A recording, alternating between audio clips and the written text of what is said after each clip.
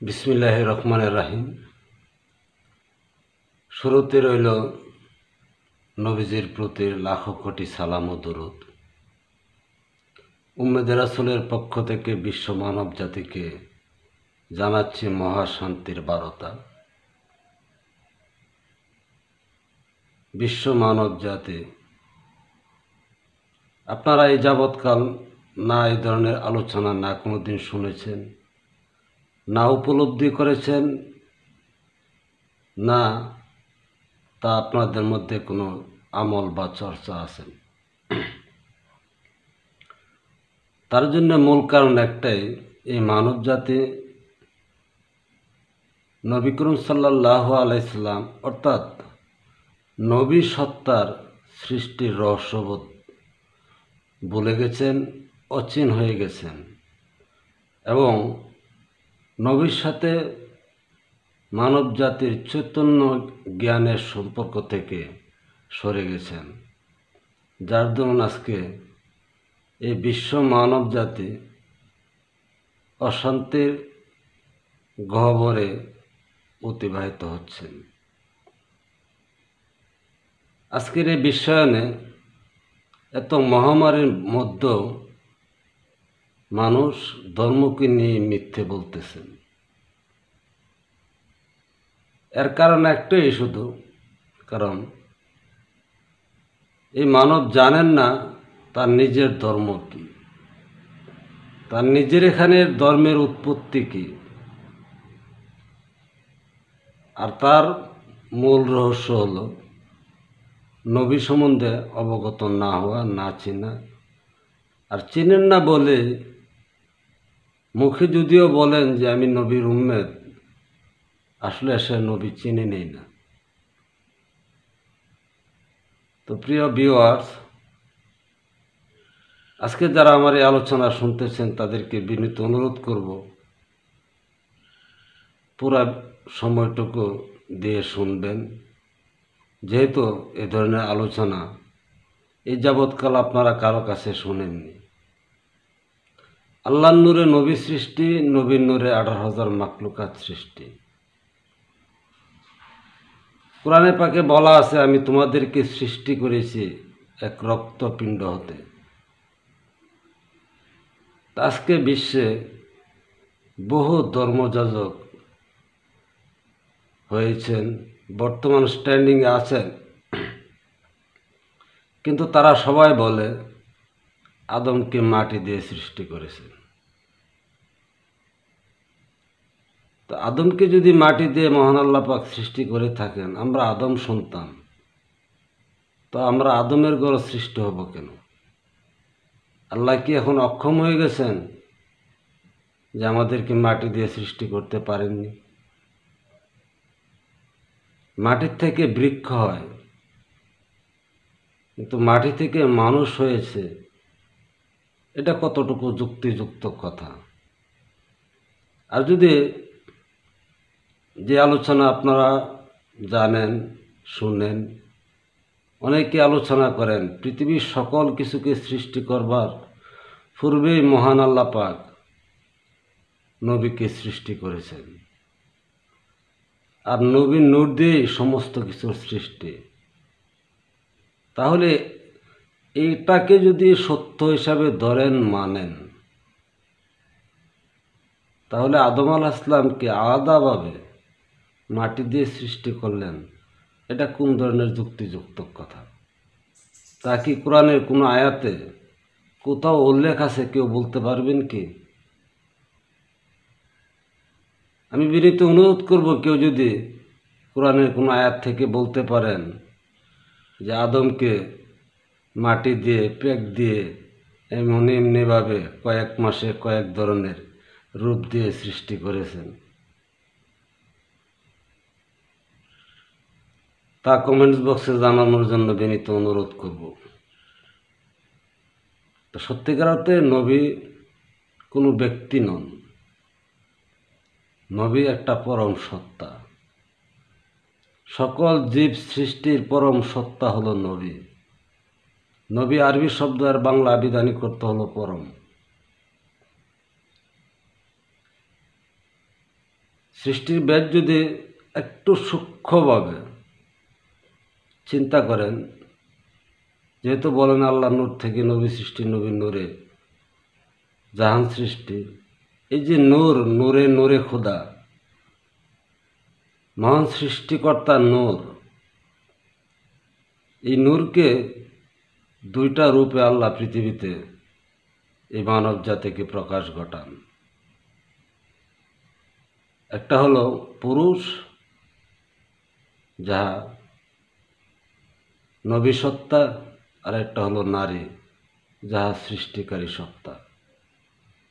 এই দুইটা সত্তা হিসাবে আল্লাহ নূরকে জাহির করেন মানব রূপে। নূর থেকে সমস্ত কিছু সৃষ্টি, তার কোনো ব্যতিক্রম নেই। আর এই নূর এবং নবী এবং সৃষ্টিকারী, এই তিনটা সত্তাকে মানুষ না চিনে, না জেনে আজকে তাদের নামের দোহাই দিয়ে যার যেটা মনে চাচ্ছে তাই বলে বেড়াচ্ছেন। যার দরুন আজকে এই ধর্মের নামের দলের, উপদলের, জাত বেজাতের নামের বেনামের অভাব নেই, কিন্তু নেই মানবিকতা, আন্তরিকতা এবং মানবীয় ধার্মিকতা। কারণ ধর্ম তো সকল মানবের, মানব দেহের। আর এরই জন্যে মহান আল্লাহ পাক যুগ যুগান্তরে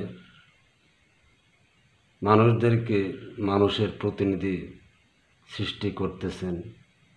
আর এই প্রতিনিধি হচ্ছেন চৈতন্য নবী, যে মানবের মধ্যে এখনো পর্যন্ত আছেন। তারাই সমাজ প্রতিনিধি, ধর্মের প্রতিনিধি। তো বড় আফসোসের বিষয় হলো,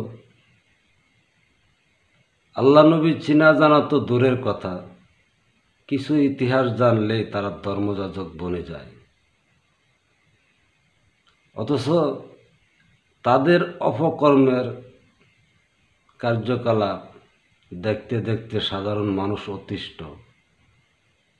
তারপরও ধর্মান্ধ মানুষ আছেন, যে দলে ঢুকে গেছেন, এই দলকে সে ত্যাগ করতে পারেন না। দলের মায়ায় যান জীবন দিতে হন তো প্রস্তুত। আপনারা জানেন, মানেন, নবী হযরত মুহাম্মদ মুস্তাফা সাল্লাল্লাহু আলাইহি ইসলাম বিশ্ব নবী। কিন্তু এখন যদি কিছু হিন্দু সম্প্রদায় প্রশ্ন করে উনি বিশ্ব নবী কীভাবে, হিন্দুরা তো ওনাকে মানেন না, খ্রিস্টানে মানেন না, ইহুদিরা মানেন না, তারপরেও বিশ্ব নবী কী করে? এটা কি প্রশ্ন নয় কি? এই প্রশ্নে কি কোনো উত্তর আছেন? আমি দিচ্ছি উত্তর, দেখেন, পারলে তার ব্যতিক্রম উত্তর আপনারা দেন। হযরত মুহাম্মদ মুস্তাফা সাল্লাল্লাহু আলাইহি ওয়াসাল্লাম যে দর্শন মানব জাতির জন্য রেখে যান, তার মধ্যে কলম ধরার মতো কোনো লোক পৃথিবীতে জন্ম হবে না। বরং ওনার এই সত্তাকে প্রকাশ করার জন্যেই আজকের আলোচনা। উনি বিশ্ব মানবের নবীর প্রকাশ দিয়ে যান। উনি বলেননি যে আমি সকল মানবের জন্য নবী। উনি বিশ্ব মানবের, বিশ্ব নবীর প্রকাশ দিয়ে দেন, সকল মানবের নবীর প্রকাশ দিয়ে যান। কারণ যদি আপনারা মানেন, বিশ্বাস করেন যে আল্লাহ নূরে নবী সৃষ্টি, নবীর নূরে মানুষ সৃষ্টি, তো এখনও তো মানুষ সৃষ্টি হচ্ছেন। নূর কোত্থেকে আসে? আকাশ থেকে নূর পড়ে না কল্পনা থেকে পড়ে? মানুষের মাধ্যমে নবী বিদ্যমান, নবীর সত্তা মানুষের মধ্যে আছেন। ওই সত্তার থেকে নূর আসেন এবং এই নূর দিয়ে মানুষ সৃষ্টি হচ্ছেন। আর হযরত মুহাম্মদ সাল্লাল্লাহু আলাইহি ওয়াসাল্লাম এই নবীকে ইঙ্গিত করে জাহানের শান্তির জন্য বলে যান, তোমরা নবীর উম্মত হও, আল্লাহর বান্দা হও, তোমরা ইসলাম গ্রহণ করো এবং মানো। কিন্তু আজকে এই সৃষ্টির সত্তাকেও বিভিন্ন মতবাদের সৃষ্টি করে রেখেছেন, যার কোনো বাস্তবতা নেই, আর এই কথাগুলিকে কেন্দ্র করে আজকে মুসলিম জাতিকে মানুষ অন্য অন্য জাতিরা ইনসাল্ট করতেছেন, অনেক যুক্তিকতা তুলে ধরেন যার কোনো উত্তর দিতে পারেননি। তখন তারা বলে যে মোমেনরা তেনা ভাষায় কথা বলে। মুসলিম হলে মোমেন এমন কথা কোথায় পেলেন? মোমেন খুব জটিল জিনিস। মোমের মতো একদম নরম, সহজ সরল, উদার আত্মার মানুষ হলো মোমেন, যার দ্বারা পৃথিবীর কোনো মানবের অকল্যাণ হবে না, কল্যাণ ছাড়া। আজকে যদি মুসলিম জাতিকে, মুসলিম বিশ্বকে মোমেন বলা হয়, আজকে মুসলিম বিশ্বে যতগুলি দেশের মধ্যে অনাচার অত্যাচার হচ্ছে, তাকে অন্য জাতি এসে করতেছেন। এই যে আজকে আমাদের বাংলাদেশে যে অহরহ মাদ্রাসা নিয়ে, মসজিদ নিয়ে হিন্দু সম্প্রদায়ের সাথে কথা বলে যে হত্যাকাণ্ড হচ্ছেন, তা কি দূর থেকে কেউ করছেন? এক আলেম সম্প্রদায় আরেক সম্প্রদায়ের সাথে ঝগড়া বাঁধিয়ে হত্যা খুন করতেছেন, এখানে কি অন্য জাতি আসছেন? সফিবাদী মৌলবাদী ঝগড়া করে হত্যা করতেছেন, এখানে কি অন্য জাতি আসছেন? আসেননি। তাহলে এই জাতির মধ্যে মুমিন কি করে হয়? মুমিন তখনই সম্ভব যদি নবী সত্তাকে চিনলে, নবীর নূর সত্তাকে চিনলেন, এবং নবীর যে নিজস্ব কামনা বাসনা, নবীর যে ধর্ম, এই ধর্ম মানলে শান্তি পাবেন। আর এই ধর্মেরই নাম দিয়ে যান হযরত মুহাম্মদ মুস্তাফা সাল্লাল্লাহু আলাইহি ওয়াসাল্লাম, ইসলাম। আজকে ইসলাম অর্থ শান্তি বলে বেড়ায়। তো এই 1400 বছরে যদি এই জাতি ইসলামে থাকতেন, তাহলে আজকে বিশ্বের মধ্যে সকল জাতির থেকে এই মুসলিম জাতি সর্বাত্যাধুনিক জাতি, শান্তিময় জাতি হতেন।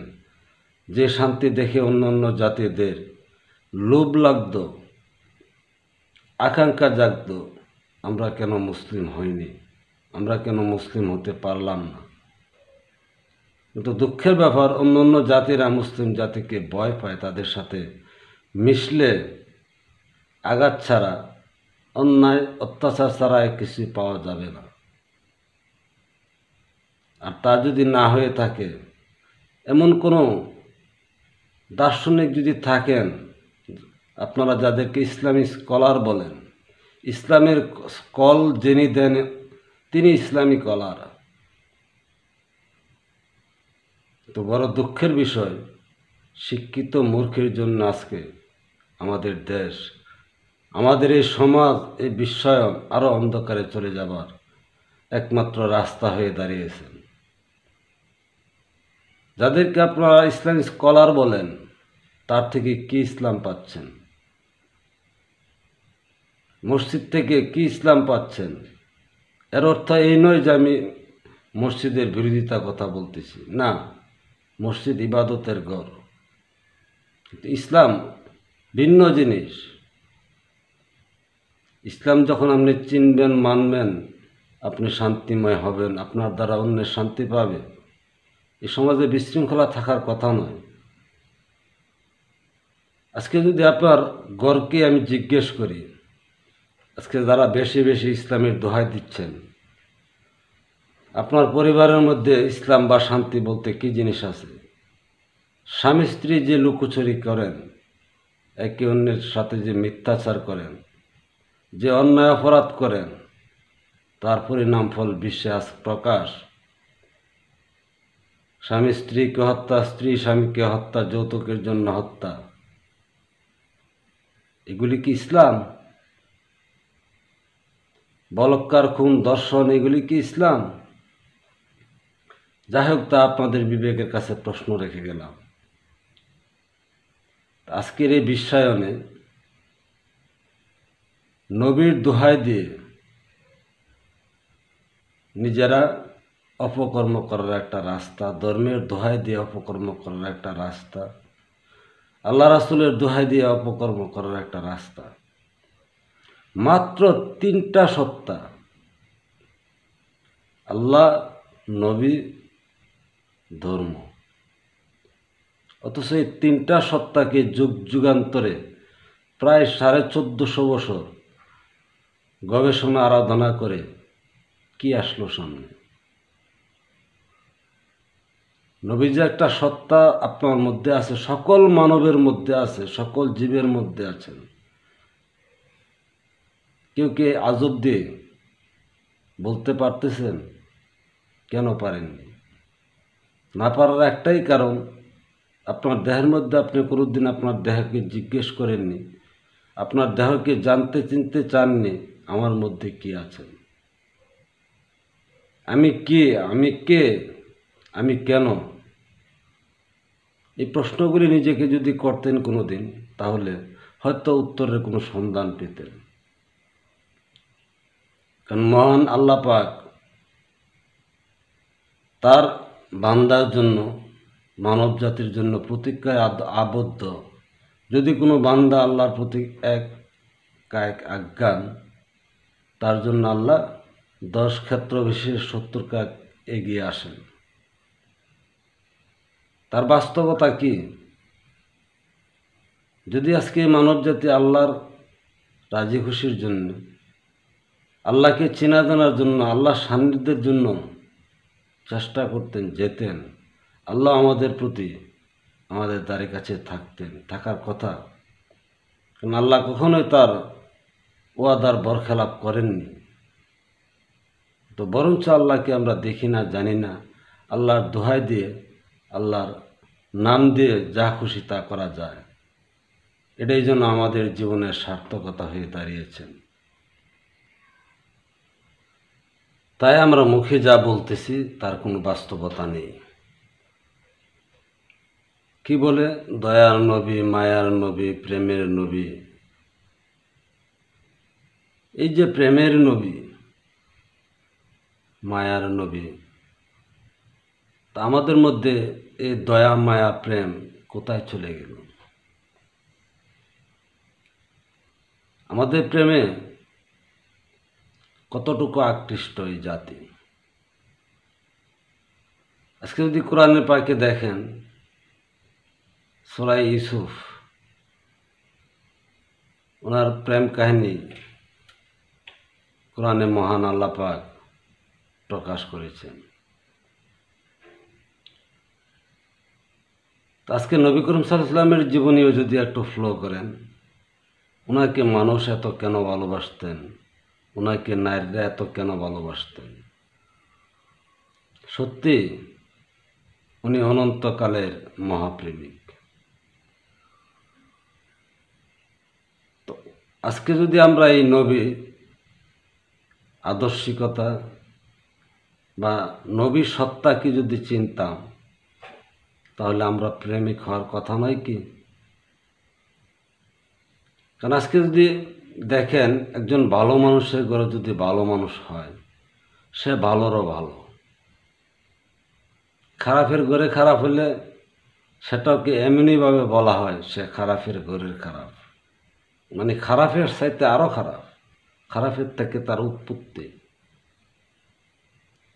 আজকে যদি আমরা নবীর উম্মত হই, আমরা এই পৃথিবীর সবচেয়ে মহাপ্রেমিক। প্রেমিকের উত্তরাধিকারী আরো বড় প্রেমিক, দয়ার উত্তরাধিকারী আরো দয়াবান, মায়ার উত্তরাধিকারী আরো মায়াবান। কিন্তু আমাদের দয়া মায়া কোথায়? আমাদের প্রেম কোথায়? এর অর্থ এই নয় কি যে আসলে নবী সত্তা আমরা কেউ চিনতে চেষ্টা করিনি। নবী সত্তা চিনে, নবী সত্তা চিনলে স্রষ্টা সত্তাকে আপনি, সৃষ্টিকারী সত্তাকে আপনি চিনতে পারতেছেন। চিনলে আপনি প্রেম ছাড়া না শান্তি আছে, না আপনি স্বস্তির পাবেন। আর প্রেম আপনি করবেনই। পৃথিবীর যত প্রেমিক যুগল আছেন তাদের দ্বারা কি সমাজের ক্ষতি হচ্ছে? বাদ দেন ধর্ম কর্ম এই সেই সবগুলি রেখেও যদি শুধু প্রেমিক প্রেমিকা জুটি দেখেন তাদের দ্বারা এই সমাজের কি ক্ষতি হয়?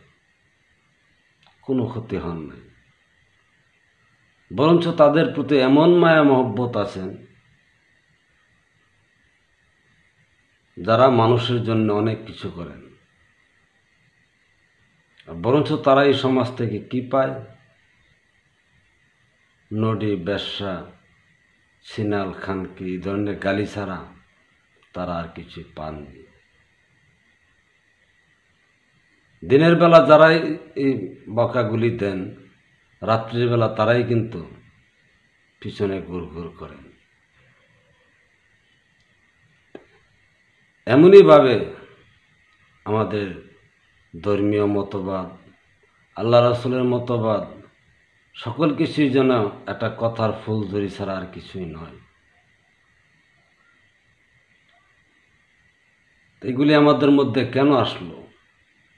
এর অর্থ একটাই নয় কি, যেখানে আমরা সৃষ্টির সাথে মিথ্যা কথা বলতে পারি, সৃষ্টিকে না চিনে, বরঞ্চ চিনতে তো চাই না, অন্যকে কিভাবে চিনাবো সেটাই যেন আমাদের মধ্যে প্রতিযোগিতা হয়ে দাঁড়িয়েছে। এমনই মিথ্যা বলে একজন লোক একটা মতবাদ প্রকাশ করলো, তার মতবাদের বিরোধিতা করা ছাড়া যেন আমাদের ধর্মীয় কোনো মতবাদ নেই। না হয় কি করে সম্ভব যে এই ধরনের মিথ্যা বলা যে আদম আলাইহিস সালামকে আল্লাহ মাটি দিয়ে ফেক দিয়ে মূর্তি বানাইছেন, আর এই মূর্তির মধ্যে রুহ দিয়ে সেরা আদম বানিয়ে ফেললেন। এই যে কল্পকাহিনী, যদি আদম আলাইহিস সালামকে ফেকের দিয়ে মাটির মূর্তি বানিয়ে থাকেন, তাহলে সনাতনীরা এই মাটির পূজা করেন, তাদেরকে ভুল বলবেন কিভাবে? কারণ মাটির মূর্তি মানুষ, আল্লাহর একবার ইচ্ছা হয়েছে মাটির মূর্তি দিয়ে বানাইছে, এখন আর ইচ্ছা নাই মানুষের তে বানায়। এমনই মতবাদ নয় কি? আর অথচ কোরআন কত সুন্দর ব্যাখ্যা বর্ণনা করে রাখছেন মানুষ কিভাবে সৃষ্টি হচ্ছে। এক সার্কেল সৃষ্টি করে থুয়ে রাখছেন, খাদ্য থেকে, মাটির থেকে বৃক্ষ, বৃক্ষ থেকে খাদ্য, খাদ্য থেকে রক্ত, রক্ত থেকে বীর্য, বীর্য থেকে মানুষ। এই মানবের সৃষ্টির মূল চক্র। আর এক আয়াতে স্পষ্ট প্রথমেই প্রমাণ করে রাখছেন, আমি তোমাদেরকে সৃষ্টি করেছি রক্তপিণ্ড হতে।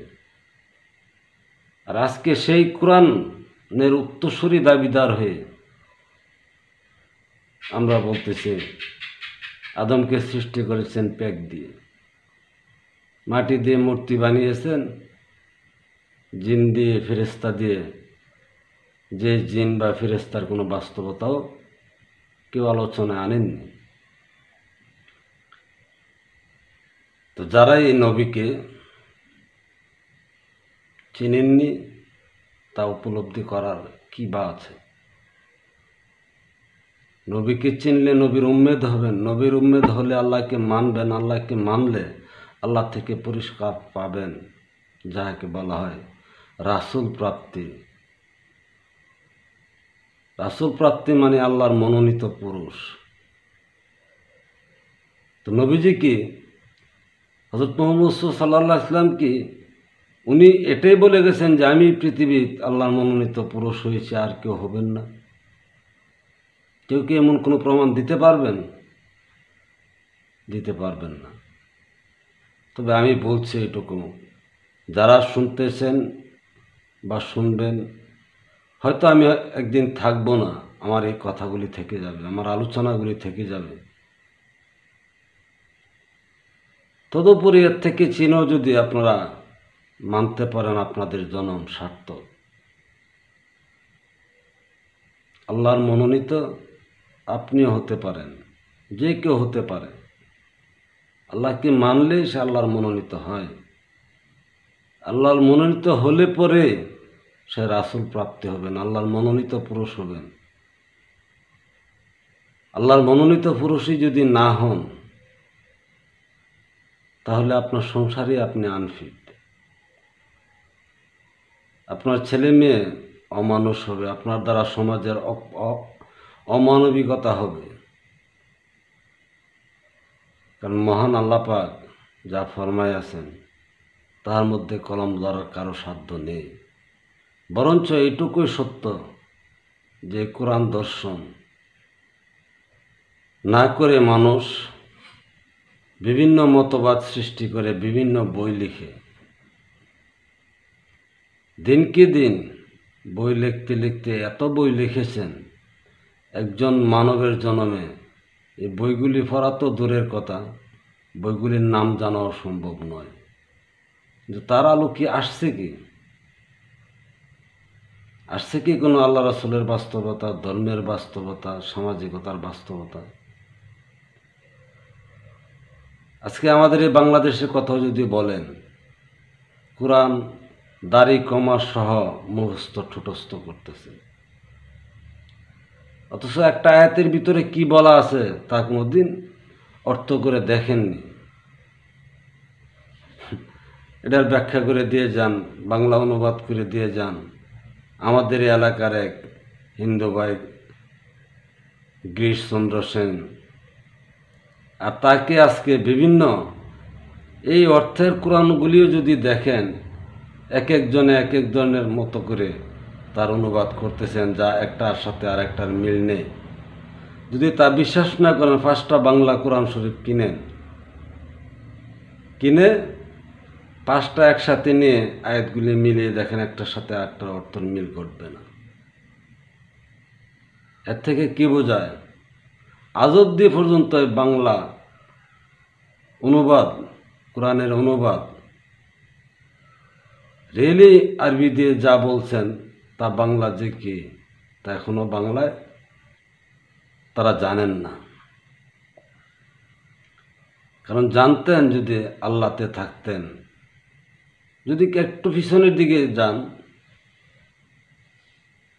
কবি নজরুল সাহেব একটা গান বলে গেছিলেন, আল্লাহতে যার পূর্ণ ঈমান কোথা সে মুসলমান। বড় মধুর এক বাণী। উনি কবি, সাহিত্যিক, জাতীয় কবি, বিদ্রোহ কবি। কিসের বিদ্রোহ করতেন? মানবিকতার নয়, ধর্মের নয়, জাতীয়তাবোধের নয়, সবগুলি তো করে যান। কিন্তু তখনের যুগে কি উনি এই মানব সম্প্রদায়ের কাছে, এই বাঙালির কাছে কি উনি প্রিয় পাত্র ছিলেন? ছিলেন। যখন উনি বৃদ্ধ হয়ে গেলেন, চলে গেলেন, দেখেন ওনার বাণীগুলি অমীয়, এখন খুব কামেন। সফি সম্প্রদায় ওনাকে সফি কবি বলেন। তখন সফিরা কোথায় ছিলেন? ওনার চোখে যদি দেখতেন যে আল্লাহতে পূর্ণ ইমানদার কেউ ছিলেন, তাহলে উনি গান বলতেন না। ওনার তো গান নয়, আত্মার আর্তনাদ। এবং আলেমদের বেলা উনি যা ভাষা ব্যবহার করে গেছেন, আলেমদের যন্ত্রণা সহ্য করার নয়। তাও তো সারা বাংলাভাষী, শিক্ষিতভাষী পড়তেছেন, দেখতেছেন ওনার এই কবিতা সাহিত্য পড়েও আসলে কি এই মন মানসিকতার চৈতন্যবোধ আসতেছে যে আমাদের মধ্যে আল্লাহতে পূর্ণ ঈমান না থাকার কারণটা কি? আল্লাহকে কেউ চিনতে চান, চেনার প্রয়োজনও মনে করেননি। বরঞ্চ সামাজিকতা রক্ষা করে মসজিদে গেলেন, 2-4 ওয়াক্ত নামাজ পড়লেন, আর মিথ্যামিথ্যি বললেন, বাস হয়ে গেল। ভালো মন্দ কোনো যাচাইয়ের প্রয়োজন নেই, চিনা জানার কোনো প্রয়োজন নেই। একটা কথার কথা সহজে বলে, দরজা এখানে, খোদা এখানে। আরে তার সাথে চরম মিথ্যা কথা আর কি আছে? দশে বললে এটা সঠিক হয়ে গেল, এটা কি করে সম্ভব? 10 বললে মিথ্যা হইতে পারে না। সারা দেশবাসী বলতেছেন নামাজ পড়ো। আমি সারা বাংলাভাষীর কাছে প্রশ্ন রেখে যাই, নামাজ কোন পড়া? ফরা দুইটা শব্দ আছেন, ফ বৈশূন্যর আকার, কোনো লেখাকে পড়া, আর ফ বৈশূন্যর আকার, উপর থেকে নিচে পড়া। এই যে জনম জনম ধরে আপনারা আহ্বান করতেছেন নামাজ পড়ো, এটা কোন ফরা নামাজ? বৈশূন্যর আকার না দৈশূন্যর আকার? যাদেরকে আপনারা ইসলামী স্কলার বলতেছেন, তারা তো এই দাওয়াতে 24 ঘন্টা এসা করতেছেন, দিনের পর দিন, রাতের পর রাত, নামাজ পড়ো নামাজ পড়ো। এমন কোনো বিজ্ঞ জ্ঞানী লোক থাকলে আমাকে উত্তর দিন, এই নামাজ কোন ফরা? নামাজ ফার্সি শব্দ, আরবি দিয়া সালাত, ইংলিশে স্প্রে। ইংরেজি স্প্রেকে যদি বাংলা অনুবাদ করেন তো প্রার্থনা হয়। আর অথচ আপনারা এই সারা জনম ধরে বলতেছেন নামাজ পড়ো। আর সফিবাদীরা এই নামাজকে কি বলতেছেন? জিকির। জিকির করলে নামাজ হয়। আরেক দল বলতেছে ধ্যানে বসে থাকলে নামাজ হয়। তো সত্যিকার অর্থে এত মতবাদের, এত ফেতনার, এত অযৌক্তিকতার যাওয়ার মূল কারণ কি? একটাই, শুধু কোরআনকে না বোঝা। সুন্দর এক বর্ণনা দিয়ে রাখছেন, বাস কোরআন না জানি না বুঝা পড়লে সোয়াব হয়। আরে সোয়াব যদি জীবনে কেউ দেখতেন তাহলে এত মিথ্যার মধ্যে আশ্রয় নিতেন না। আরবি ভাষা পড়লেই যদি সোয়াব হয়, তাহলে পৃথিবীর সবগুলি সর্বোচ্চ জান্নাত বা বেহেশত দখল করবে যারা আরবি দিয়ে বেশি গালাগালি করেন, বা সংবাদ পাঠক পাঠিকা যারা আছেন, যারা অহরহ আরবি বলতেছে। তো সারা আরববাসী তো এমনি জান্নাতে যাবে, তাদের ইবাদতের কি প্রয়োজন? তারা 24 ঘন্টা আরবি বলতেছে, তাদের মাতৃভাষা। গালাগালি, হুসাহুসি যা আছে, এভরিথিং, এর জীবনে যত কর্ম আছে 24 ঘন্টা যা কিছু বলতেছেন আরবি বলতেছেন। আরবি বললেই তাদের জান্নাত। এমন অযৌক্তিক দর্শন সামনে এনে আজকে মুসলিম জাতি নবী করিম সাল্লাল্লাহু আলাইহি ইসলামকে মহান আল্লাহ পাক আমাদের সৃষ্টি করে যেন দায়ী পড়ে গেছেন। সত্যি কথা বলতে, প্রতি যুগ যুগান্তরে মানব জাতির উপরে বিশাল গজব তখনই আসেন যখন মানুষ মহান আল্লাহ পাকের ধর্ম থেকে এতই বিপরীত দিকে চলে যান, যাহা মহান আল্লাহ পাক অসন্তুষ্ট হয়ে মানব জাতির জন্য এই গজব সৃষ্টি করেন। আজকে করোনা কেউ যদি বলেন তা বায়োলজিক্যাল করলে কেন এটা হচ্ছে? মেনে নিলাম চীনিরা সৃষ্টি করেছেন, কিন্তু কেন চীনই বা এত নির্দয় নিষ্ঠুর কেন হবেন? আর এটা আল্লাহ সাপোর্ট করলেন কেন? এটা তো শুধু নির্দিষ্ট কোনো জাতির জন্য নয়, সারা বিশ্বের জন্য।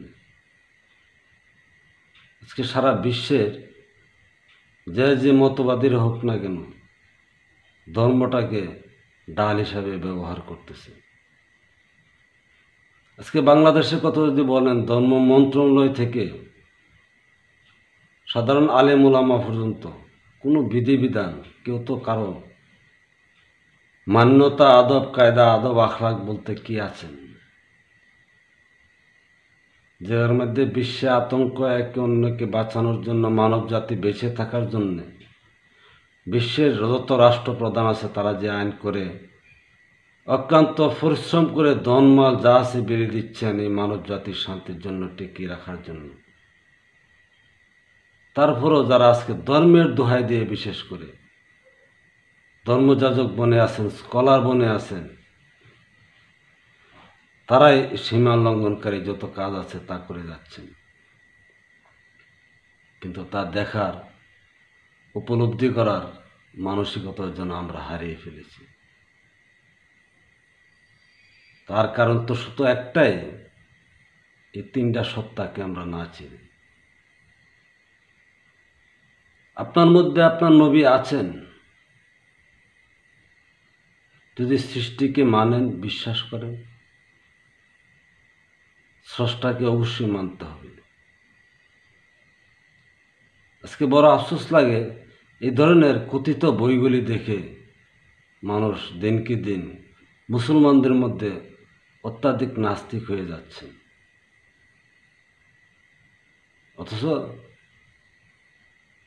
যারা নাস্তিক হয়ে যাচ্ছেন তারাও কিন্তু কোরআনকে নিয়ে এত মতবাদ সৃষ্টি করেনি।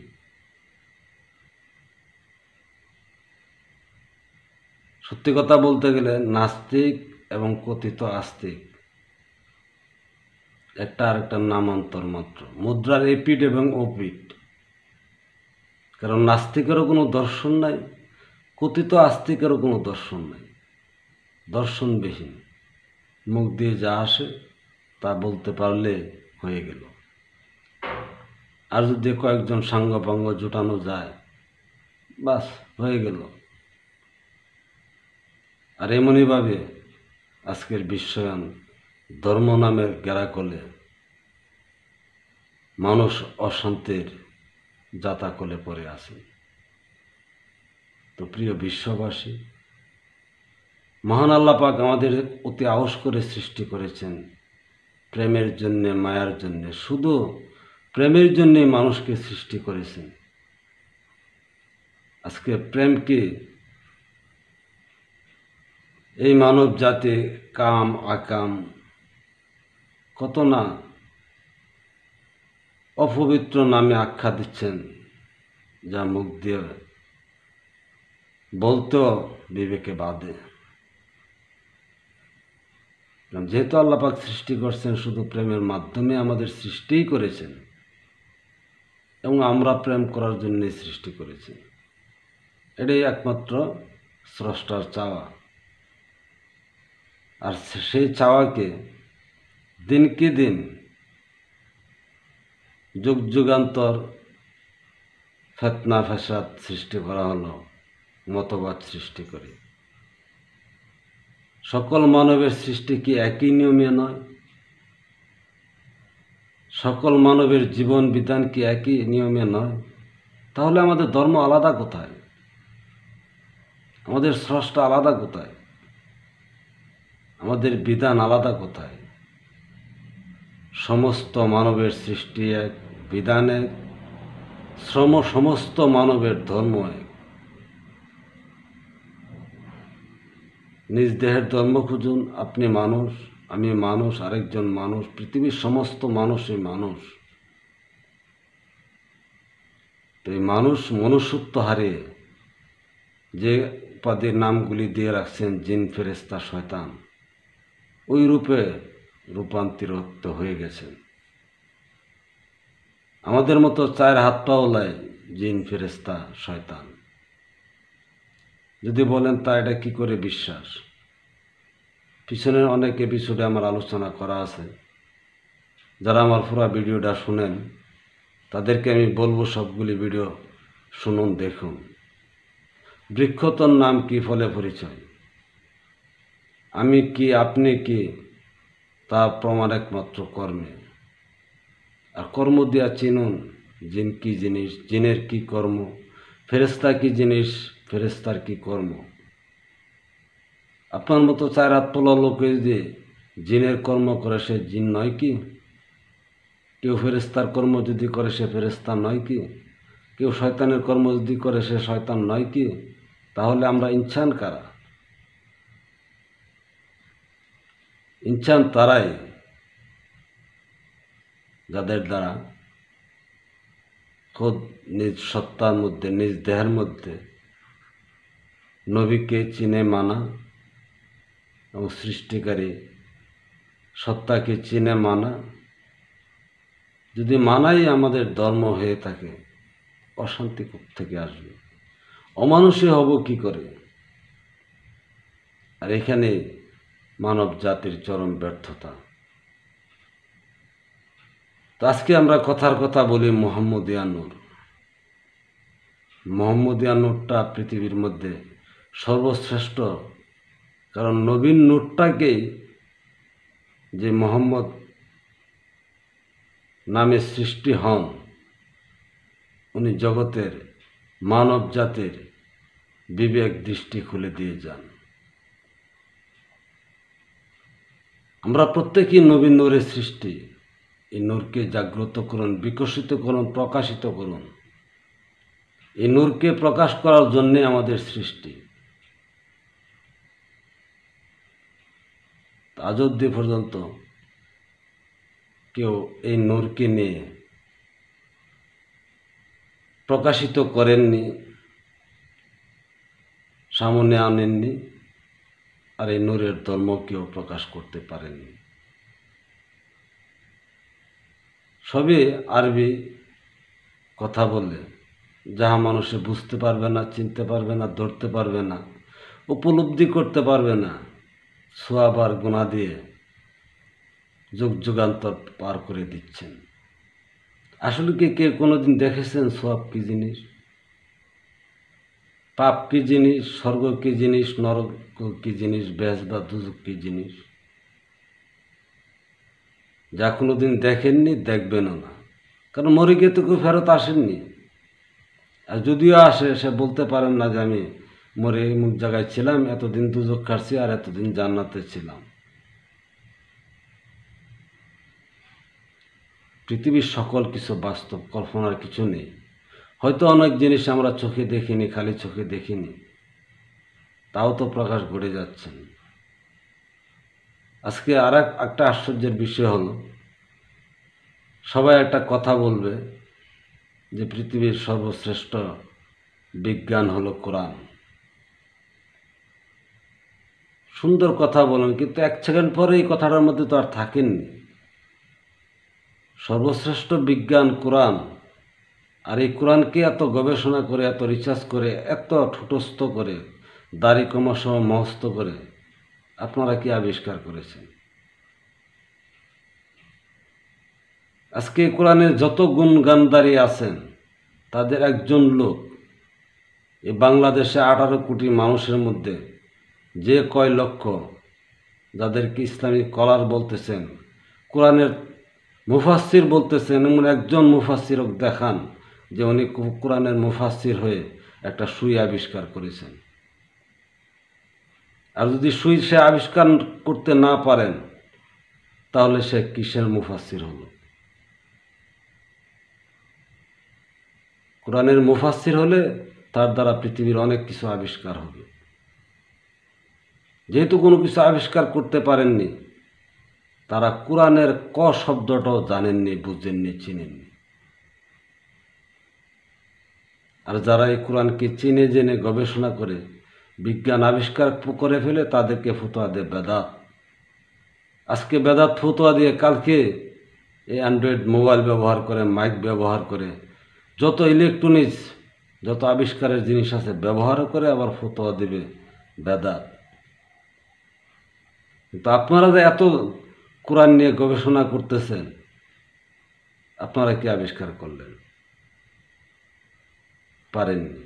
এর অর্থ এই নয় কি যে আসলে আপনি কোরআন কোনোদিন বুঝতেও চেষ্টা করেননি। মানুষকে বড় বড় আউলিয়া পেঁচ লাগায় না বয়ান দিয়ে মানুষের মধ্যে দ্বন্দ্ব ফ্যাসাদ করে সংগঠন করা ছাড়া তো আর কিছুই নয়। বড় আফসোসের ব্যাপার, বড় কষ্টের ব্যাপার যে আজকে কোরআনের দোহাই দিয়ে, আল্লাহর দোহাই দিয়ে, নবীর দোহাই দিয়ে কি না করতেছেন। কিন্তু এই 2-3টা জিনিস জনম জনম গবেষণা করে, ইবাদত বন্দি করে, সাধনা করে তার নিজের দেহেরই খবর রাখল না।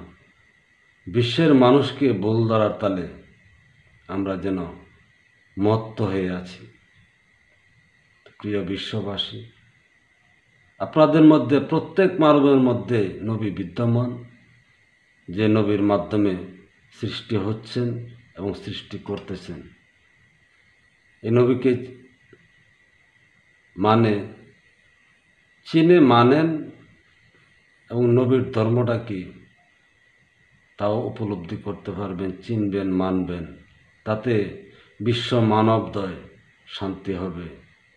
একদিন এই বিশ্ববাসী, এই বিশ্ব মানব জাতি যে মরলে পরে আখিরাতের শান্তির কথা বলতেছেন, জান্নাতের কথা বলতেছেন, এই পৃথিবীটাই একদিন জান্নাত হবে যখন সারা মানুষ ধার্মিক হবে।